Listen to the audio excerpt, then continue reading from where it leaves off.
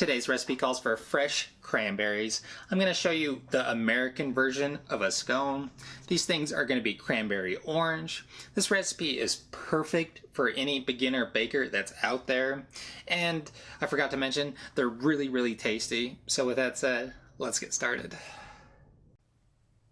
The first thing we need to do is preheat the baking cube. Set the temp to 375 Fahrenheit or 190 degrees Celsius. Following that, we need to prep our butter. Cut one stick, which is half a cup or 113 grams of unsalted butter, into little rectangles or cubes. It's best to cube the golden fat and then toss it back in the fridge to become cold again while we get the rest of the ingredients together. Cold butter will give us the best end result. I'll explain why later on in the video. Grab a small holding apparatus. To that, add half a cup or 50 grams of dark brown sugar. To that, we'll add in the zest from 2 medium-sized oranges. It's best to zest the citrus fruit over the cavity creator because while you peel the thin skin off, it'll shoot off a ton of little natural sugar crystals and juice/fragrances. We want to catch all that deliciousness. Ensure you avoid zesting any of the white part of the fruit. It's known as the pith. It's bitter in taste. Knock your tool clean to ensure you get everything off. If using a microplane, run your little fingy down the backside to get everything. Now that we have our 2 ingredients in the bowl, lightly whisk your face off to put the hurt down. We need to slap the zest around. Doing this will help extract more flavor out of the orange skins. You'll do this for a minute or 2 or until things become fragrant and smell. Let's move on to the dry goods. Snag a large holding device and a fine mesh strainer. To that, we'll add in 3 cups or 360 grams of all-purpose flour. Next, add in 1 tablespoon baking powder. Following that, add 2 teaspoons ground ginger. Sift everything together.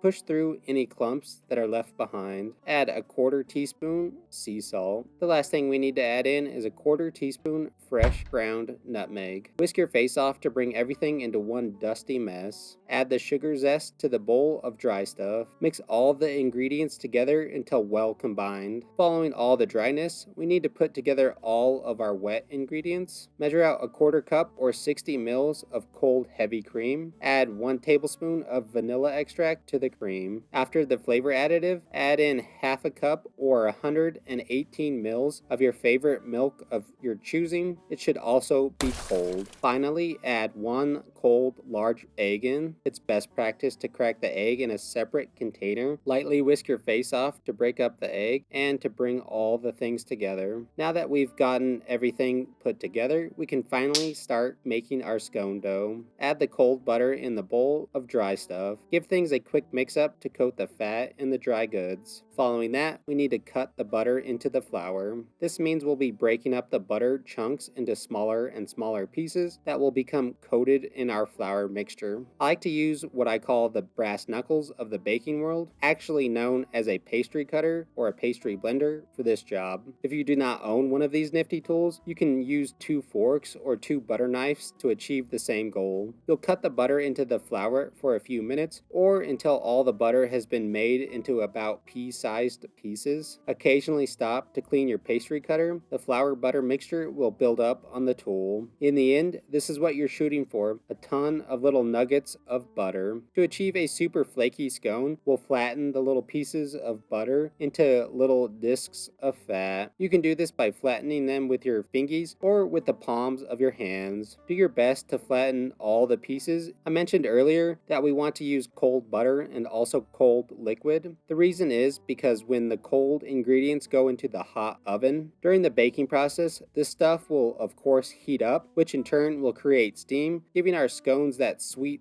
rise, and will also give us an airy, flaky, light texture. Those are the 2 key steps to the best scones: cold ingredients and flattened butter. You're welcome. Before we make a huge mess, we need to line a half tray. I really like using silicone baking mats, but parchment paper will also get the job done. Once the tray has been set up and we have our butter flour mixture ready, add the wet goods to the dry bowl. Using a rubber spat or a wooden spoon, mix things together until a shaggy dough starts to form. You may need to stop halfway through to clean your utensil off. When the dough starts to form, add in 2 cups or 160 grams of fresh cranberries. Frozen will work as well. After the crayons have been added, give it another couple of folds together. Before we turn the dough out, very lightly dust your work surface with a little flour. Dump the dough onto your work area. In the process, try not to let any of the cranberries roll away on you. I have supersonic fast hands and only lost like one on the floor. Not trying to brag or anything. Ensure you get all of the dough scraped out of the bowl. Trust me, once these are baked, you'll want every little piece. Things are going to be a little tacky and sticky at the beginning, but do not add any extra flour. Doing so will make the end product a lot more dense in texture. We need to fold the shaggy dough together a few more times before we cut and bake them. Lightly dust/coat your hands with a little flour. Fold in any of the loose cranberries in as well. A few will be crushed, but the sacrifice is worth it. It's imperative that you do not overwork the scone dough. If you overwork it, you'll activate the almighty gluten, which will create a dense and drier end product. It'll also prematurely melt the butter, preventing us from getting that puff up when baked. With all that said, fold the dough until it becomes kind of smooth looking. Shouldn't be shaggy looking or have a bunch of dough crumbs. My best guess is maybe 10 to 12 folds should make this happen. The folding process not only brings things together, but it also will create a ton of layers, which will give us that flaky texture we want. Once it comes together, start to form it into a large disc of dough. Flatten the dough out until it's about 1.5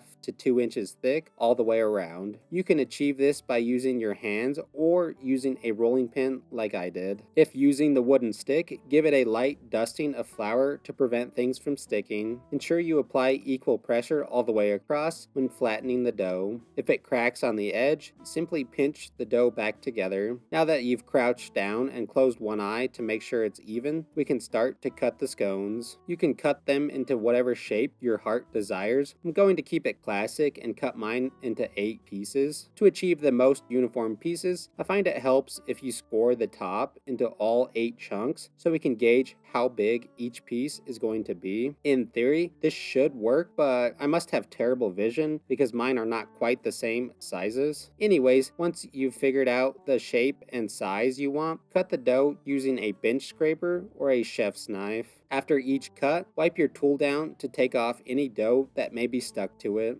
Doing this will help ensure we achieve a smooth, clean edge on all of our pieces. It's hard to tell, but you should be able to see a bunch of flattened butter pieces in your dough. If you see this action, you know you've done things right. When you've cut your goods, transfer everything over to your lined baking sheet. You'll leave some space between each piece. Before we toss them into the hot oven, we'll brush the tops of them with about a tablespoon or 2 of milk. Doing this will give them a nice golden brown color. Now that arts and crafts time is over, snag the tray of delightful triangles and huck them into the preheated oven. Place them on the middle rack for the best baking results. Set a timer to bake them for 25 minutes or until they've become golden brown in color and have risen sky high. Times may vary depending on how hot your little oven runs. When the buzzer rings, pull those sweet treats out of the heat. Oh, so hot and steamy. Allow the puffy geometric shapes to rest on the tray for 10 to 15 minutes to allow them to finish completely setting up. Following that, transfer the scones over to a wire rack so they can cool all the way down. While they are doing that, we can make our glaze for the top. Snag your naked oranges so we can juice them. Roll each piece of fruit on your work surface a couple of times. Doing this will help break up the membrane on the inside, giving us a high yield of juice. Ensure you strain the goods with a fine mesh strainer to catch any of the pulp. After you've made your oranges dry, grab a small bowl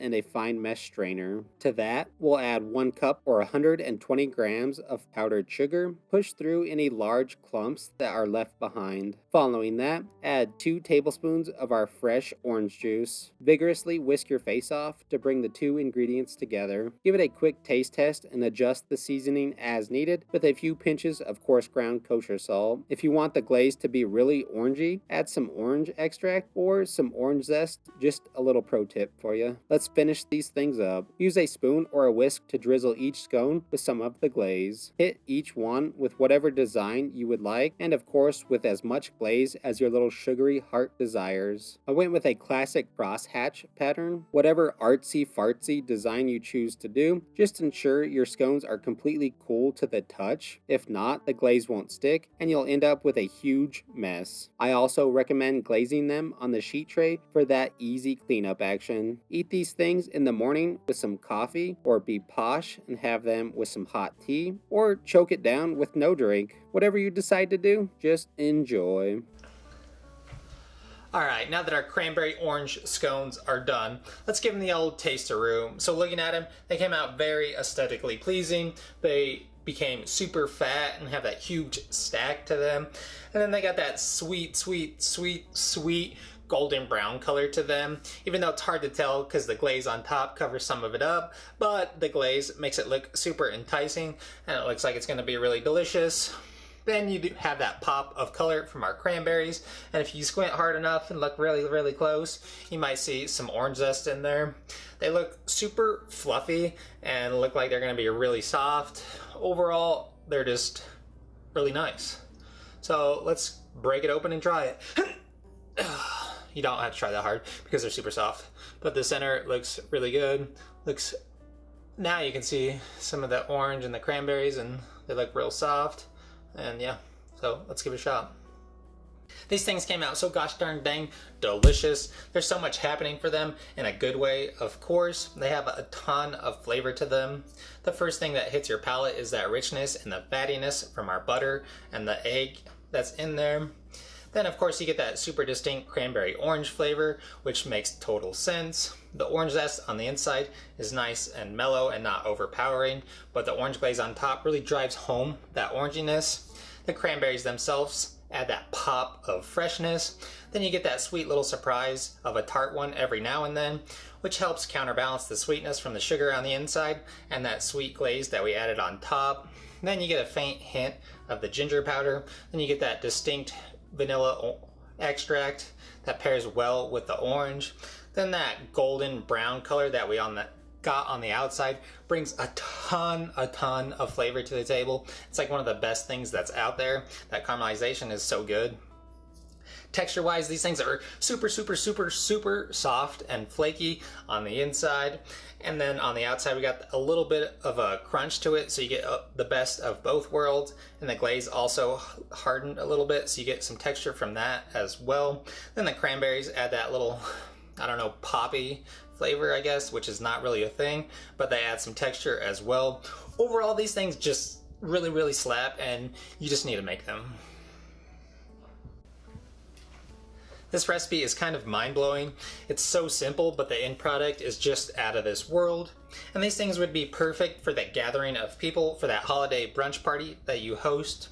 And they're pretty customizable as well. Maybe add some walnuts, or really spice this up by adding some white chocolate chips, which sound super tasty as well. So hopefully you enjoyed today's video. Thanks for watching. I have things to do, so I'm gonna go do those things. And yeah, we'll see you on the next one. Delicious, but so much deliciousness. Delicious. It's your palate is that fat and the fattiness, fat, and the egg yolks, or the yolk, the egg fat boy. This recipe is kind of